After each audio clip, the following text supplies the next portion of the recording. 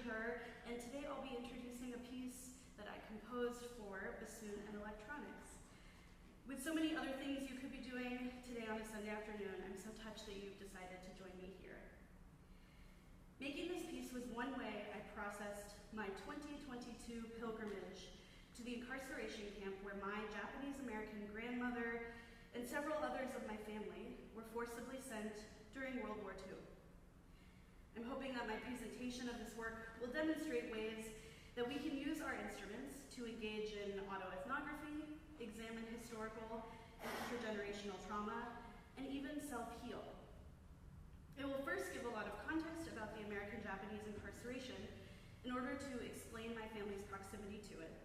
I will discuss methodologies and healing-centered theories that come from social work and anthropology that surround my composition process. I will share some multi-sensory vignettes of my pilgrimage and my composition process using audio and personal photography. And I'll conclude with a 5-minute performance of my piece Behind Barbed Wire. Now, you came for a bassoon lecture recital, and this unfortunately won't be a talk about technique or fundamentals of the bassoon, and there will only be a short portion at the end of actual music. But let me begin with a story that demonstrates one way that all of this intersects with the bassoon for me. One student recently asked me a question that I've struggled with in my own life. They said, "It's so difficult to explore Asian identity within classical music. Do you ever find ways to do that? Or is that just something you have to keep separate from bassoon playing?" I have to say it's pretty new for me to bring my complete mixed race Asian person self to my bassoon because it is hard. So this talk is about how we might find musical opportunities to explore our identities because we all deserve to bring our whole selves to our music making when we feel compelled to.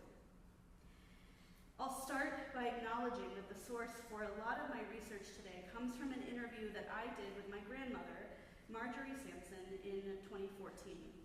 Every day that I engage with this research, I'm more grateful that I was able to capture some of her oral history before her death in 2021.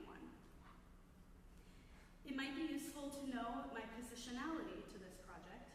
Professionally, I teach bassoon here at KU, and I'm also finishing a master's degree in social work at the University of Michigan. And as a social work student, I focus on trauma treatment through internships as a clinical therapist and as a responder for a crisis hotline.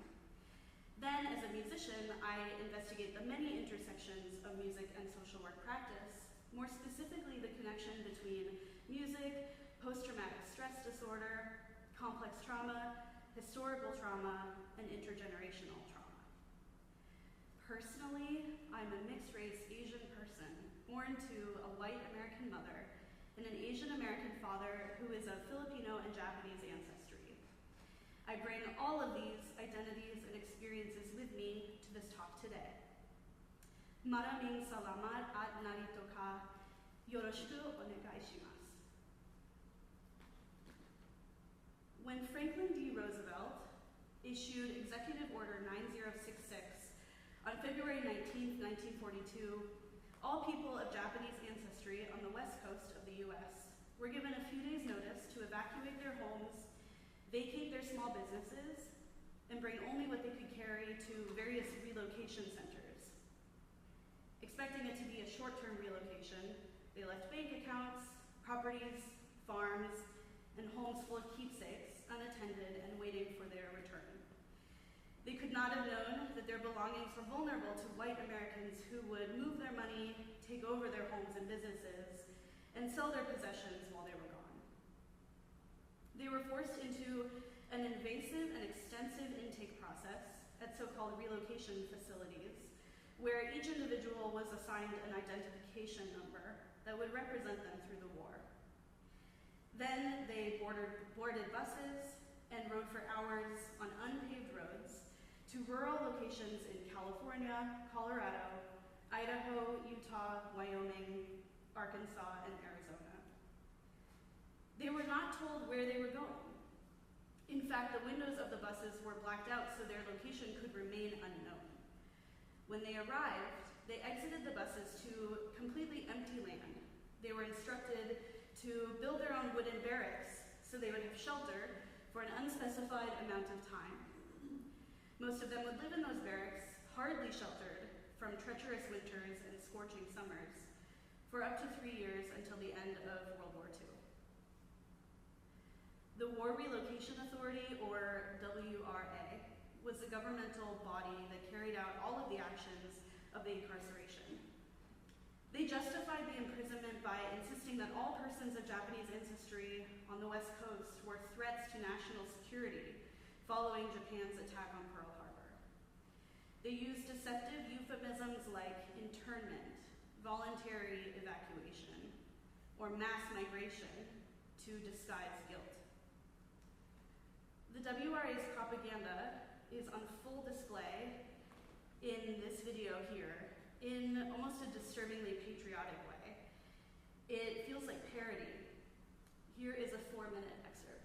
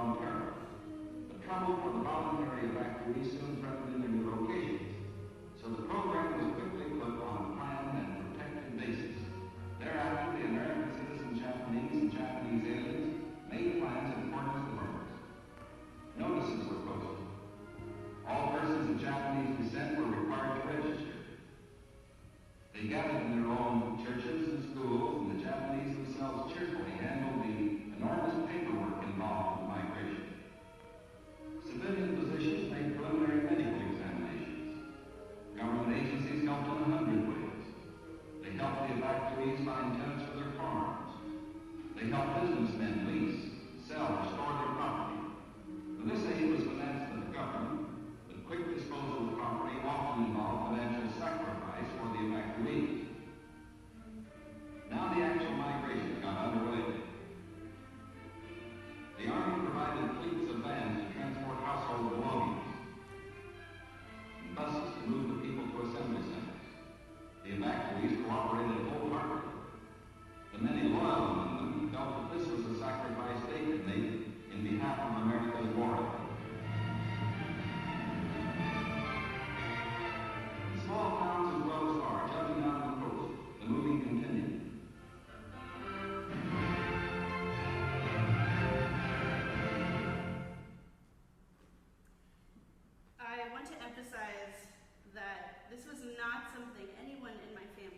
talked about, really. The only reason my grandmother consented to an interview with me 10 years ago was because it was for a paper in my final year of college. Because there were so many guarded secrets, I do feel privileged to know some details about my family's incarceration through National Archives. But at the same time, I'm haunted by the fact that these records only exist because of this WRA's crimes. Here are some of the details I know. Among the incarcerated citizens and perceived national threats to security were my 4 great aunts. Auntie Mary Meriko Takayama, age 22, assigned number 03431C. Auntie Haruko Anna Takayama, age 20, number 15723C. Auntie Miyoko Lorraine Takayama, age 18, number 15723D.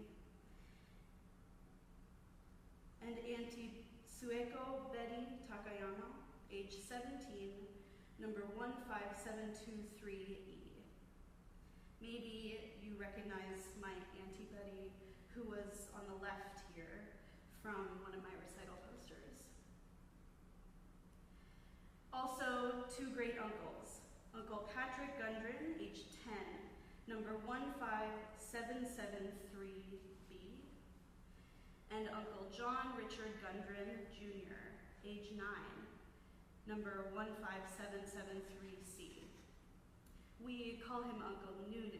You maybe saw him in the elevator. And the direct ancestors that I feel the strongest kinship with.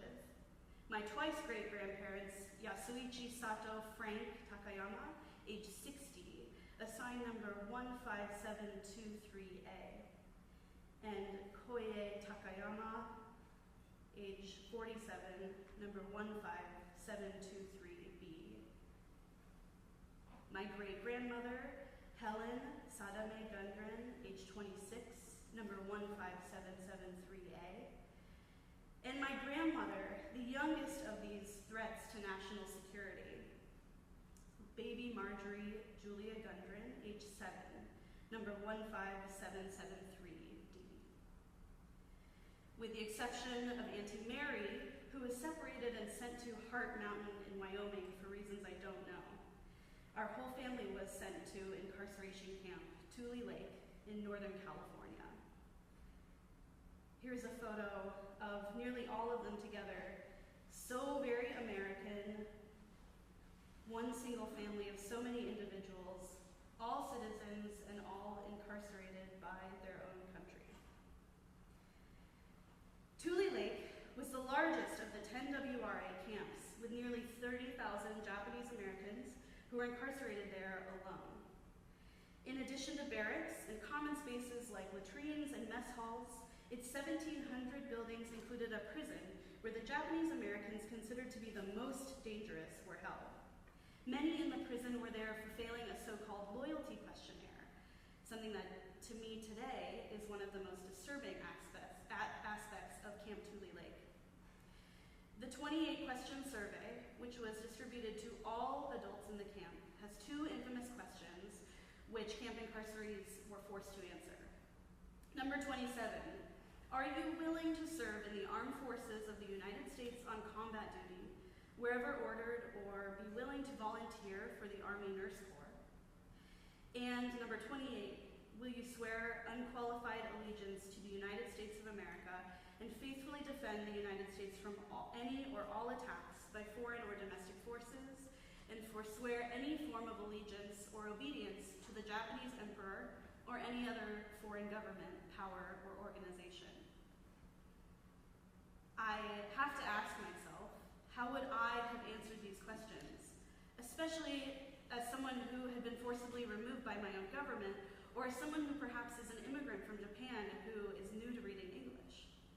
Under those conditions, I surely would answer no and no, if I could even decipher the questions at all. For those incarcerees that did answer no and no to both questions, they were considered no-no boys and were kept under inhumane conditions within that Tule Lake prison.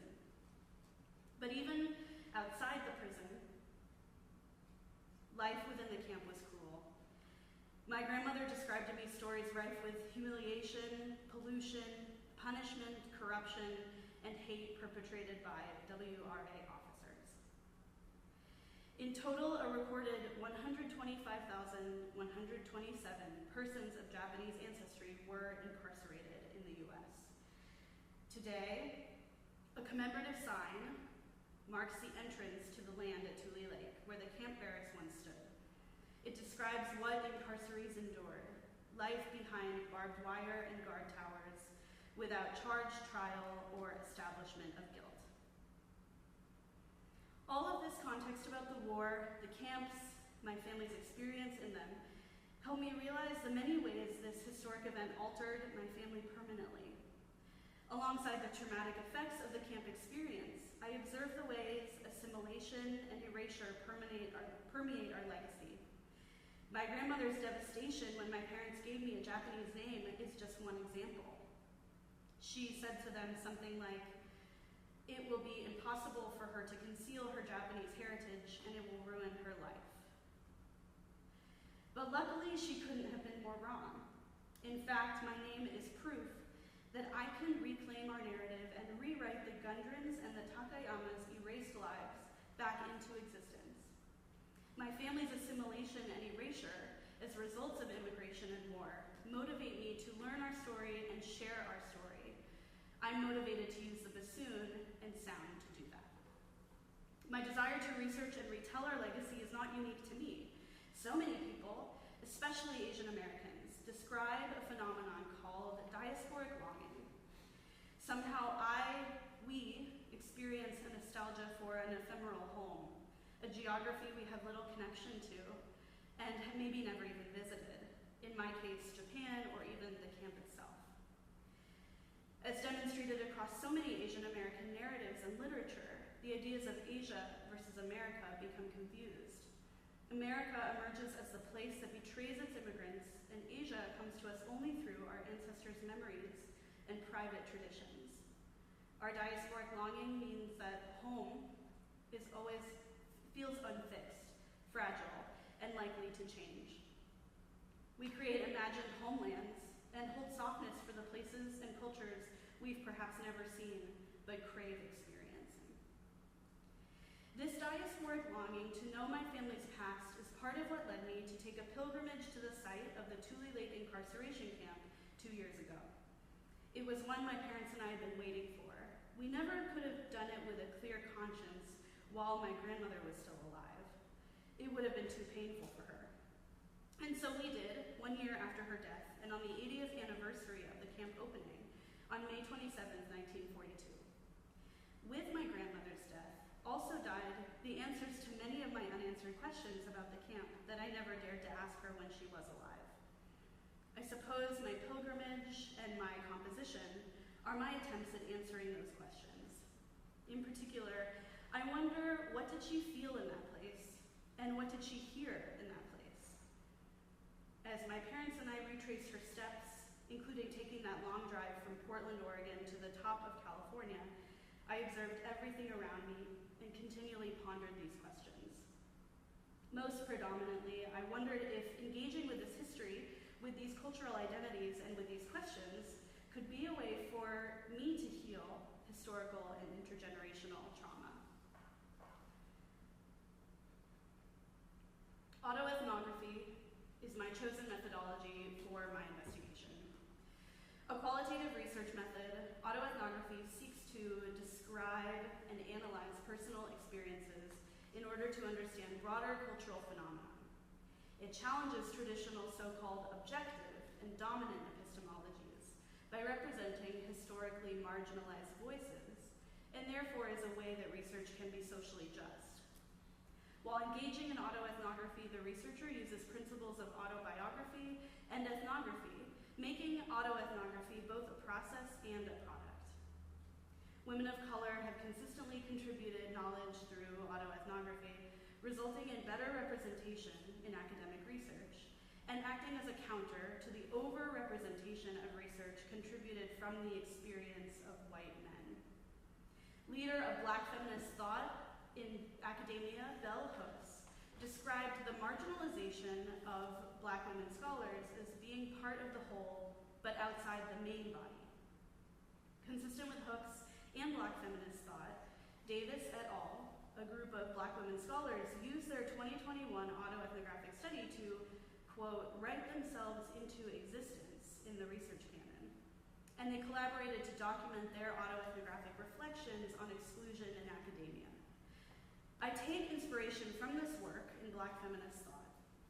By composing the piece I shared today, by giving this lecture, I am composing my family's story, my story, a real Asian American story, into existence. Despite the limited representation of Asian American epistemologies in the music world, and despite an American society that made it unsafe for my ancestors to share their narratives, I use autoethnography to proudly and loudly make our story known.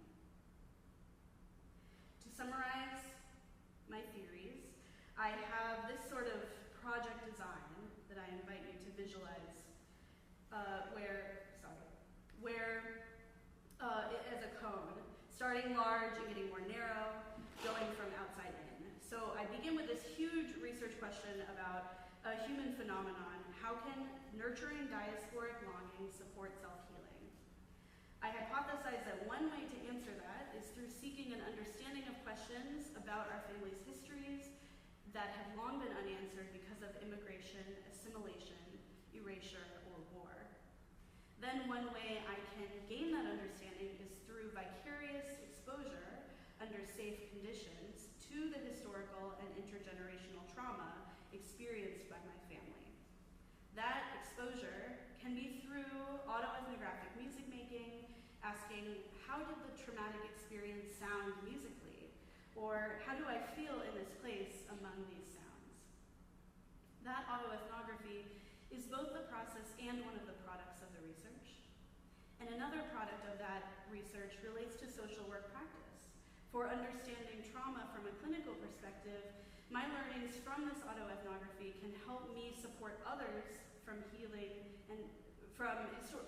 from historical and intergenerational trauma. For example, through a project in the coming years in which I'll lead some group therapy interventions that use sound art composition with other fellow camp descendants.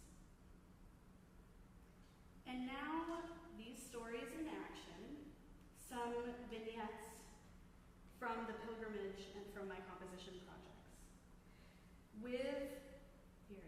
With my parents as my protective gear, heading into this exposure, we trek to Tule Lake.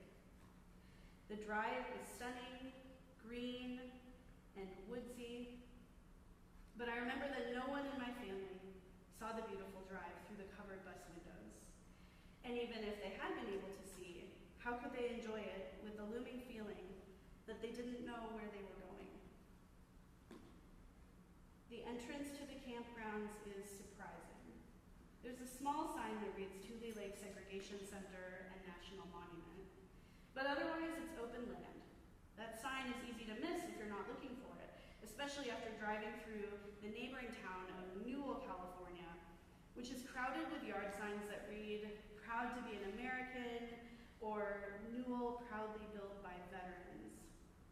Those signs confuse me in this place, and I don't photograph them. The land is vast, the climate is arid. Tall grass and wildflowers grow up to my waist in some spots. It feels empty, yet heavy. My parents and I are solemn, but curious as we slowly walk on the land, and my feet become ears. Our quiet reflection gives me an opportunity to listen to the environment that maybe my grandmother heard here. I record 30 seconds of that sound, of the wind through the grass, on my handheld recording device.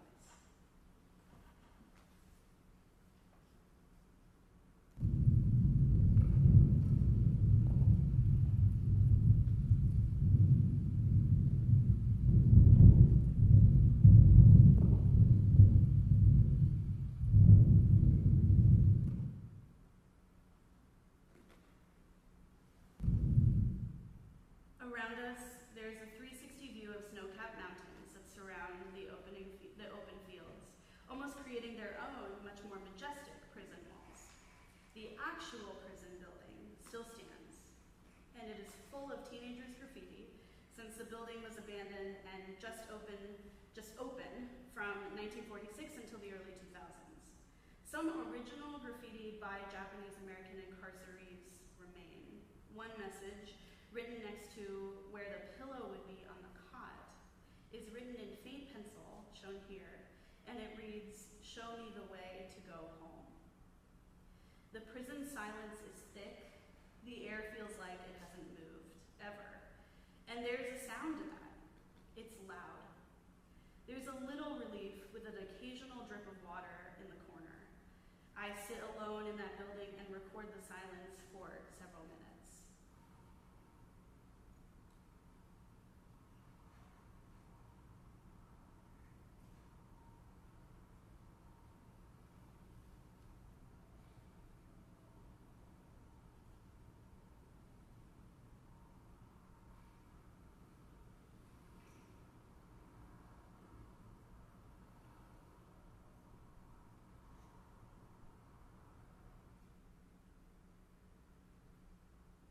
Other than the prison, just one of the original barrack still stands. It smells like bats, and its loose wood panels flap in the wind. My parents and I spend a few hours in the rain sitting by that barrack and take it in quietly.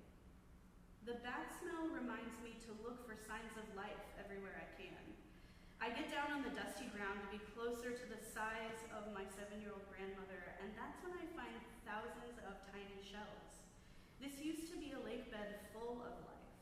I wonder if she played with them like I am. I wonder if she collected and brought them back into the barrack, dropped them onto the floor one by one, listening to them tinkle against the wood. I wonder if she got in trouble for playing with them like that. And here I am again, showing my diasporic longing through this imagined nostalgic scene of an ancestor. But I let myself long like that because that's me undoing erasure.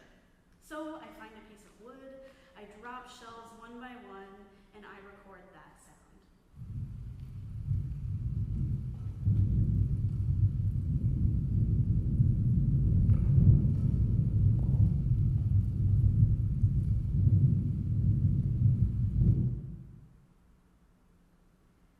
There's more life in bird songs.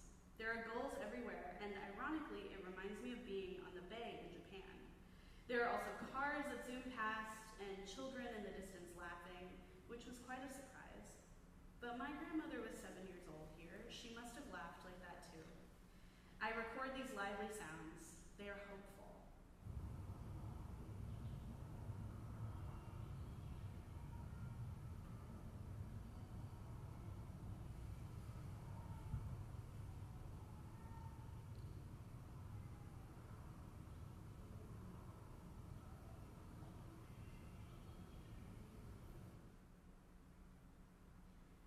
We walk a little on the highway, and I find a little vodka bottle on the ground. I remember that my grandmother hoarded these stupid things, that we cleaned out boxes and boxes of those from her basement when she died. I'm also reminded that psychologist Donna Nagata documented that hoarding and substance use are two of the long-term psychological effects for survivors and descendants of the camps. I kick around the little bottle back and forth between my feet, and I record that sound.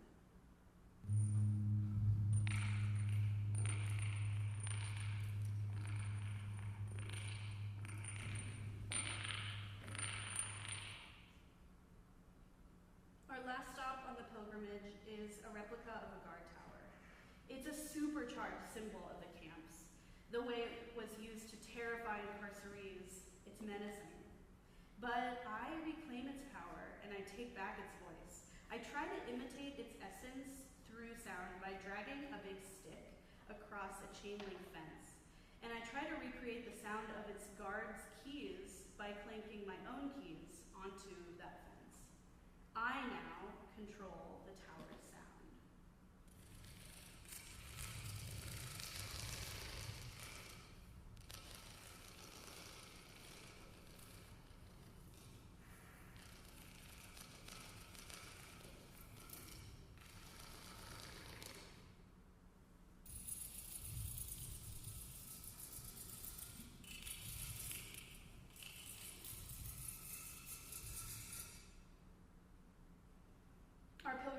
ambitious with having some photos taken, we were joined by a photojournalist from National Geographic, Haruka Sakaguchi, who travels to document camp descendants' pilgrimages.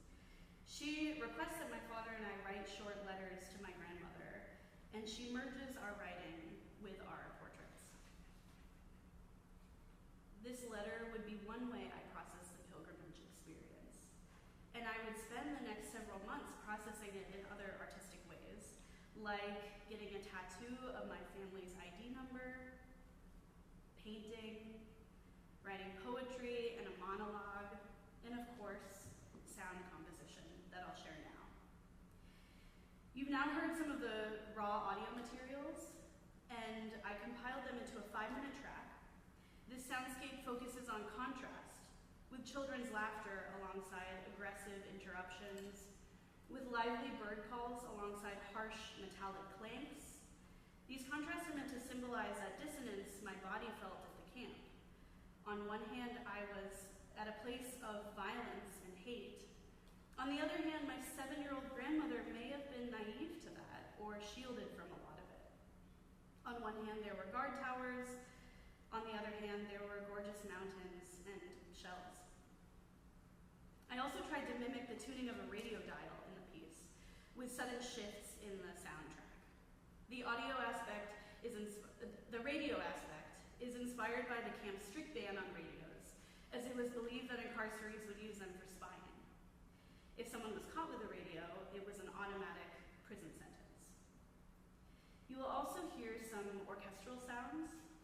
Remember that propaganda video that I showed? I sampled some of that film's music, but distorted it, reversed it, spliced it, symbolizing my reclamation of that movie. Now, I'm in charge of how we hear it. Then finally, the acoustic part, the bassoon's role in all of this. As a tribute to my grandmother's camp intake, when her being was reduced to the ID number 15773, I give myself the limitation of only playing scale degrees 1, 5, 7, and 3 in a flat minor. Here is my piece, Behind Barbed Wire, for bassoon and soundscape. Ito ai para sa mga ninuno, sosen no tame